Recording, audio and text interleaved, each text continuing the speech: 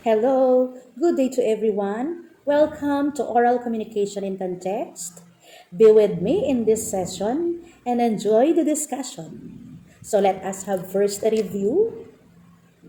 What is communication again? Okay, communication is a process of sharing and conveying messages or information from one person to another within or across channels, context, media, and cultures. And there is a wide variety of contexts and situations in which communication can be manifested. It can be a face-to-face interaction, a phone conversation, a group discussion, a meeting, or an interview. A letter correspondence, a class recitation, and many others can be considered as examples. It comes this way that there's a need for a sender and a receiver of the messages or of the message. The sender first develop an idea which is composed into a message and then transmitted to the other party who interprets the message and receives meaning. Information theorists have added somewhat more complicated language. Developing a message is known as encoding. Interpreting the message is referred to as decoding. So there are two important words also there, the what we call encoding and decoding. And take note, my dear learners, there is the what we call conceptual model used to explain the human communication process. And that is what we call communication models. Are you familiar with the different communication models? Can you cite some that you know? Okay, let's discover those communication models. So, be with me. The first major model for communication came in 1949 by Claude Elwood Shannon and Warren Weaver for Bell Laboratories. Following the basic concept, communication is the process of sending and receiving messages or transferring information from one part, the sender, to another, receiver. The original model was designed to mirror the functioning of radio and telephone technologies. Their initial model consisted of three primary parts: the sender, the channel, and the receiver. The sender was the part of a telephone a person spoke into, the channel was the telephone itself, and the receiver was the part of the phone where one could hear the other person.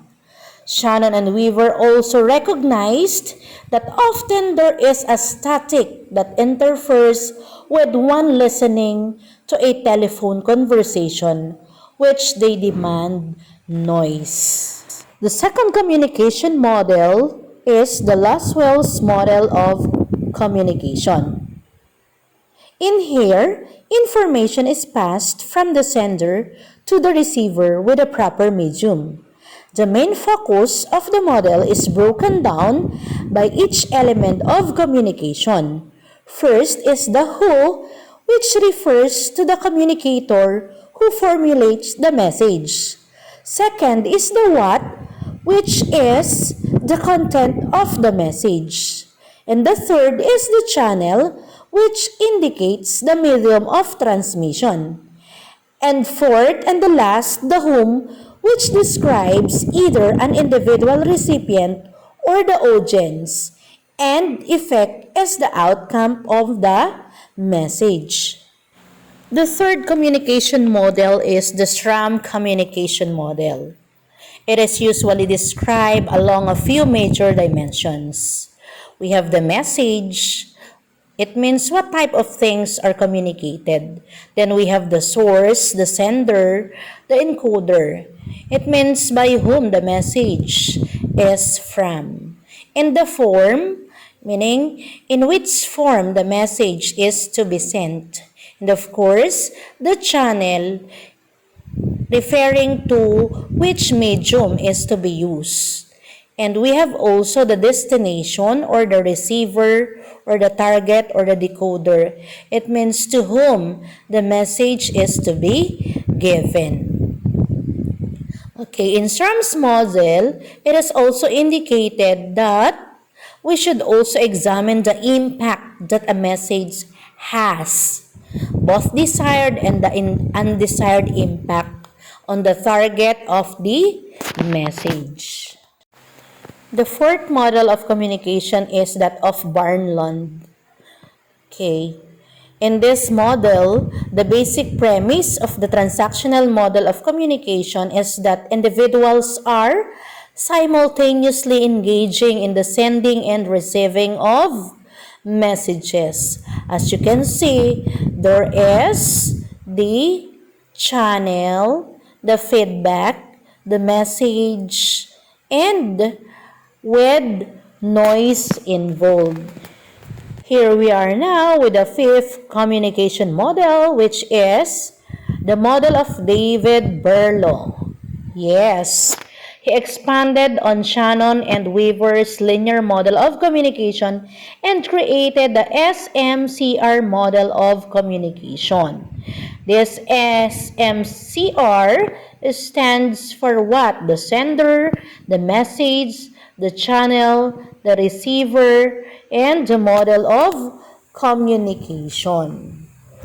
The sixth and the last model of communication that we have is the constructionist model.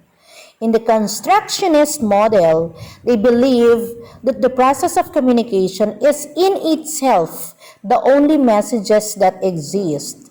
So we have the source, the receiver, and vice versa. The receiver, the source. Communication is a systematic representations of the process in which it helps in understanding how communication works can be done. And as we can see, models show the process metaphorically and in symbols. The models form general perspectives on communication by breaking communication from complex to simple and keeps the components in order. Hey, my dear learners! Now that you know already the different communication models, which do you think is the most systematic among them? Yes? Which is it? So for the meantime, you need to think of it. And I will say goodbye now. So thank you for listening. And I hope you gain something from my discussion. And again, be with me with the next episode of the topics in oral communication in context. This is Teacher Evs and Babush. See you next time.